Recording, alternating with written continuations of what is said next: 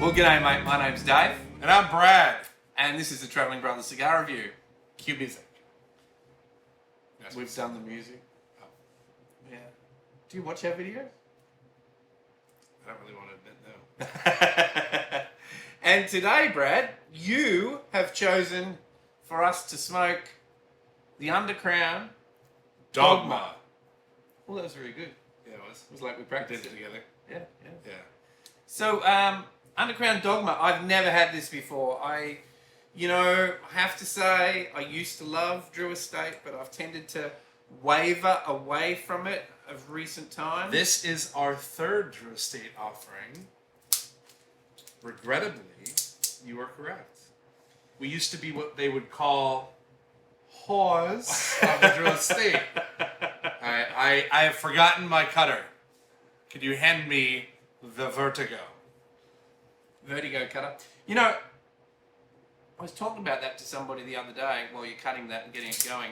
We should do a talk about that. So, everybody spends lots of money on these marvelous lighters. Where are those everybody's? But somebody said to me the other day, I'd rather spend the money on a cutter because a good cutter is going to give you a nice clean cut, but a $100 lighter is not going to give you a $100 flame. So it's something we should look at. Just a thought. I think there's a hooker joke in there that I'm going to avoid. However, this Cigar lighter that I'm using has been the longest running Cigar I've ever had. As is this. Is that single? That is the double. Oh, this is a single. Tactical, because it's got a clip. This is still tactical. Look. It a tactical here. Come on, I'm delicate. I might bruise there. Have you reached the age where bruising happens? Only when my wife beats me up. Did you deserve it? Probably. Ladies and gentlemen, 1-800 Battered Husbands. It's a real thing. It's something you should talk about. We wear ribbons for. It's a very sensitive subject. First thing is, it's got a nice soft box press, which I like. Particularly like box presses because you can sit them down on things and they don't roll off. So I did a little research. I like that. I did a little research on this lovely Hang on a minute, cigar. we've got Under Crown glasses as well. Was that organised? We don't do these. We're not those people. That's very fortuitous, wasn't it? And while this is going, what are we drinking, Brad? Doc Swinson's. A rye whiskey finish in rum cask. And why, per se, can I not walk away from any bourbon, rye, scotch, anything finished in a rum cask? Ah, because it's sweeter. The sugars used in the rum just sweeten it. Doc Swinson. So as you can see, we put a little bit of a dent in this. Not today, okay, the other night. And we were thinking, what are we going to have with this beautiful cigar? And Bradley said, well, that Swinson's will go nice. As do I agree. Cheers. Cheers. Are we going to talk about where we've been in the last 2 months? No, No. maybe. We're going to talk about the cigar. What can you tell me? Well, this alliteration is a collaboration behind Cigar Dojo, which is a major cigar review. Oh, Cigar Dojo. Always wanted to know about them because, I'm a martial artist. For my whole family are martial artists, and I couldn't tell. that's what brought us over to America was martial arts, actually. Mm-hmm. And so Cigar Dojo always. I was like, I want to know what the connection is there. Who runs that? I don't think there's a dojo there. But to give you a thing, a Cigar Dojo, contact us. Tell me how you came up with the name. You've got to have something to do with martial arts. A dojo is a martial arts school. I was going to Google it. You're going to Google it? I mean, In Japanese it might just mean school, but it's generally referred to as and a teacher is a sensei. what about a senpai? It was like a junior teacher or a senior student. Anyways, I'm quite impressed that you knew that. I know a lot of things. They just don't come out often. That hurt. So Cigar Dojo and Drew Estate. Drew Estate. So before we get into anything with the cigar, because I want to get to know it a little bit, we got to talk about our opening statements, right? So we are dubbed the Drew Estate's whores. You got the glasses, you got the artwork. Oh yeah, we got some really nice Liga Privada You got the towers. one-offs. We've got all the towers. You still smoke acids. You know, you're very much a Drew Estate whore. My wife smokes the acids, and I mean, my wife smokes pretty much until recently all Drew Estate. Like she even starts the morning with an Isla del Sol, which not many people probably see because don't see Isla del Sol a lot out there, but. It's a Drew Estate. It's got some pipe tobacco in it. It's really nice. Yeah, Drew Estates, Drew Estates, Drew Estates, Drew Estates, Drew Estates, Drew Estates. I could not agree more that Liga Privada was my favorite cigar. Yeah. Then all of a sudden something happened. All but like 4 years ago. We started smoking these same cigars that we've smoked forever. Yeah. And I felt the quality went down. Yeah, when a certain company bought them, right? Yes. Would that be Swisher? The swishes. Swisher? Swishes sweets. It's a funny name for a business, really, isn't it? I don't know. Yeah. So yeah, quality definitely dropped. I think quality. Well, in my opinion, quality has dropped. I find It's beyond opinion. I find the stopped blends have changed a little bit too. Not just the quality, but the blends have changed. Like the original Ligas that you brought out from your old aging humidor the other day are totally different to what you get now. I just felt like quality suffered. And maybe it's a quality of tobacco, maybe it's a quality of construction, it's quality, blah, blah, blah, whatever it is. It just wasn't the same. The burns were horrible. Like that, you buy an $18 Liga cigar, and you got that double Corona going, and you got a tunneling problem. Or you got a canoeing problem. Remember that? Oh yeah. Like, I don't understand it. I just don't understand it. So, I'm always cautious to pick up another Drew Estate cigar, another Drew Estate product. I am anti-Drew Estates for some reason. I think they're a great company. Well, you have your favourites. Like, you've still got a few favourites. Like, if I brought out a feral pig right now. Still my number one favorite cigar ever. Right. Yeah, all the time. So I wonder if some of them are still being done the traditional way and some of them have been, or the original way, is better put it better, or some are being manufactured differently. I gave you a 3-year or 2-year aged feral pig, and you recently last year had some feral pigs. You distinctly gave me a difference when we talked about it. Yeah, well that's true. So I personally just kind of stray away from them. When something interesting and new comes out, like this cigar came out in 2020. Mm-hmm. It's the third iteration of this cigar. It's come out a couple of times. Right. And when this comes out, I'm like, I look at it from afar and I'm like, I would love that. But then it hits me. Do I want to waste my money on it? But so far this is not too bad. It's been sitting for a while. Oh, this is an older one. How long have you had this sitting? Almost a year. Oh, you've had it sitting for a year. I was going to get to that. Some cigar companies, when you get the cigars, and we can talk a little bit of foundation about it too, is you got to put them at humidity and let them sit for a while. I don't know whether it's the distribution end of it, transportation. Do you think they're getting them out quicker? They're trying to get them out quicker and they're not looking after them in the process? I don't know. Not aging them as long. I don't know. Well, we'd like to know. If anybody knows, comment below. Tell us why the Drew Estate line has dropped in its consistency and quality. A Liga Privada that I let sit for a year, 6 months to a year, in a cigar like this that I let sit at least a year, I don't have the same burn problems. Look at the burn that we're both getting on this. It's really good. It's really smooth. But it's been sitting in your humidor for a year. It's been sitting and aging for a while. So that's an interesting point. So putting your cigars away, actually, right behind me here, not planned, totally off script. Oh, I don't even know if I can reach them. There's stuff in the way. That stuff is called a gut.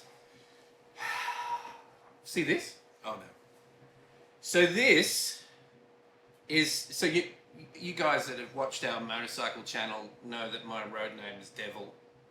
And so in my office, when I saw these Devil's Weed cigars, I had to get them. And I put them in this little display case. Now, these are cigars that are like $2.60 per cigar. They are not creme de la creme cigars. And when we got them, we smoked one or two just to see what they were like. And I couldn't smoke it. So if you like these, good on you, but I couldn't smoke it. So I put these in my display, in this little display humidor, on coffee beans, because they're a coffee flavored cigar. On coffee beans 4 years ago. So these have been sitting in a humidor, keeping their humidity, on coffee beans for 4 years. So we're going to review one of these next. Brad's going to smoke one when we do our next video. We're going to smoke one of these, and we're going to see how they are. I'm going to be honest with you. Just the thought of having the devil in my mouth gives me a bad taste. But I know, because I smoked one about a year ago, and I quite enjoyed it. I smoked it all the way through without a drink. So what I'm getting at is laying your cigars down, even a poor cigar with, cigars, the key ingredients is tobacco. So if you don't have good tobacco, you're not going to have a good cigar, right? Yeah. And then there's the fermenting process and the aging process. But the aging process, like with wines, can take a average or mediocre cigar and it can improve it. It can take a very good cigar and improve it as well. That's like with wine. But if you lay them down in your humidor and you let them sit, like Brad's been letting these ones sit for a year, you're going to improve the quality of that cigar. And it's going to pick up little bits and pieces of whatever's there. Yeah. And the cedar from inside the humidor, it's going to pick up as well. Mm. Well, I'd start getting a little bit of cocoa from this. I'm getting a very nice, mild flavor from I was going to go with hot chocolate. Well, yeah, chocolate cocoa. Yeah. And it's smooth.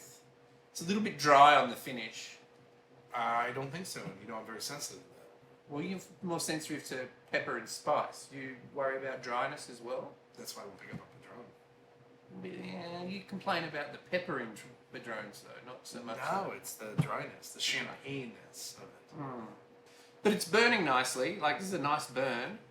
Haven't touched it up at all.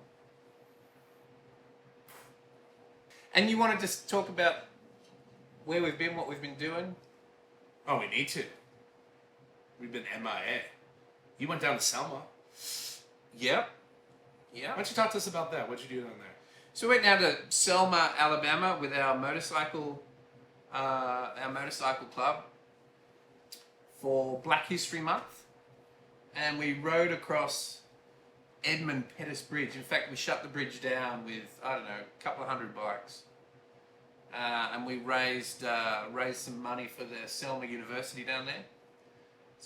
It's a university that's in dire need of funds. They could do with a few extra dollars. So if you're interested in giving out any donations, hit up Selma University. They could do with it. Being Australian, I don't know a lot of the history. I sort of look it up as I find out about stuff. So like soon we're going to head out to Black Wall Street. And you sent me a really good thing on that on Tulsa. What was it called? Tulsa Burning, right? Mm-hmm. Edmund Pettus Bridge was the site of a what they call Bloody Sunday. It was a beating / massacre of heaps of black protesters who were marching across for the right to vote, and they were ambushed, I suppose, by the police, and just you have to look it up. It's kind of devastating. We have a very interesting history in the South around civil rights. Well, it's not something that's taught in schools either. History. History. There's a common thing that says history is just his story, and that being the winner's story. The people that continue society after a battle are the ones that get to write the history books. From their perspective. From their perspective, and with their bend on it. I think with the press and everything nowadays, you can see that the narrative gets driven. It's become very obvious how much the narrative gets driven by whoever's in power at the time. So it makes me wonder how much of history is real. There's a fascinating book on that that I have that one of my friends gave me about what they don't teach in U.S. history. Mm-hmm. And it contradicts a lot of the stories or adds different. I mean, if I sit here and I punch you in the face, we'd have two different stories of why I hit you in the face. Right? It's all about perspective, right? So it's the ones who tell the story is the story that's getting written, right? Yeah, exactly. So it's interpretation, but it's something that you always have to keep an open mind to. And even in as history is being written today, you always have to keep an open mind and say, all right, so I hear what you're saying. Let me see the other side. Let me see the contradictory argument. Well, I think we've got to keep in mind history is just that, it's history. And people have their opinions about history. The only thing that you can affect is what's happening right now. And what you do right now then affects the future. There's a lot of, I see a lot of arguing, and remember I'm coming from another country without the historical experience of being here and living here. I'm learning lots of stuff as I go. But I see a lot of people focusing on the past instead of the future. That's why... Obsessing over the past. So remembering the past, remembering those lost in the past, like we did at Selma, you know, we stopped and remembered those that had been so severely affected. But how do you change the future? It's the things you do today that really change the future. Live in the now. We should make that into a t-shirt. Live in the now. Yeah, put your Probably face is. on There's a really good book called The Power of Now by Eckhart Tolle. It's a bit of a hard read because it goes over things quite a lot. It's in depth, but it's a good book. This is burning really nicely. It's got really nice flavor. You got a nice little smoke pumping out of it. I think we'll come back to you when we have a little bit more. Okay, so we're... Hold on.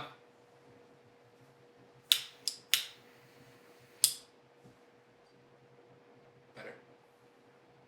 You're a dick. I was just bagging out Bradley because he let his cigar go almost out. And then he just started sucking on it. And of course it started burning up the center. So now he's being as annoying as he can, lighting around the edge, because I told him to. Hold on. We're good now. You good now? Mm-hmm. Okay. So this cigar's, I still think it's a bit dry. I'm not getting a lot of sweetness from it. I'm shocked at how uncomplex this is. It's pretty much the same from light up all the way through to the center at least. Yeah. And what's the price point on these? About $10. Mm. It's alright for a $10 cigar. See, it's all right for a $7 cigar. Not a $10. Not a $10 cigar. I think you're paying the Drew Estate tax. The fancy label and packaging. Well, the name, Drew Estate. I think there's better cigars, much better cigars for that price point out there. I couldn't agree more. So, I'm not going to say it's a bad cigar.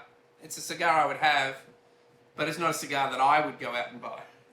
No. If somebody gave me one, then the price point's perfect. Yeah, pretty standard, nice, easy, smooth cigar, and you might like that, and you might be happy with the $10 price point, and think, yeah, that's a pretty good cigar for $10. But for me, I like a bit more complexity. Yeah, but I'd give this to a newbie to stretch them a little bit. It's not intense. I would go a Perla del Mar G Maduro instead. Yeah.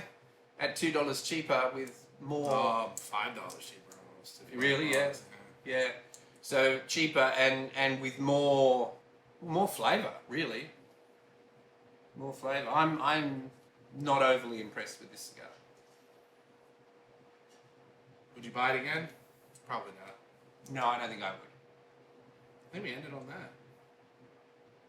Yeah. Well, we told you we'd tell you the truth. It's an okay cigar. If it was a few dollars cheaper, then definite maybe. But probably not one that I'd race out and grab. No. No. That's said very well. All right. Well, then that's all from me. And that's all for me. We'll catch you later.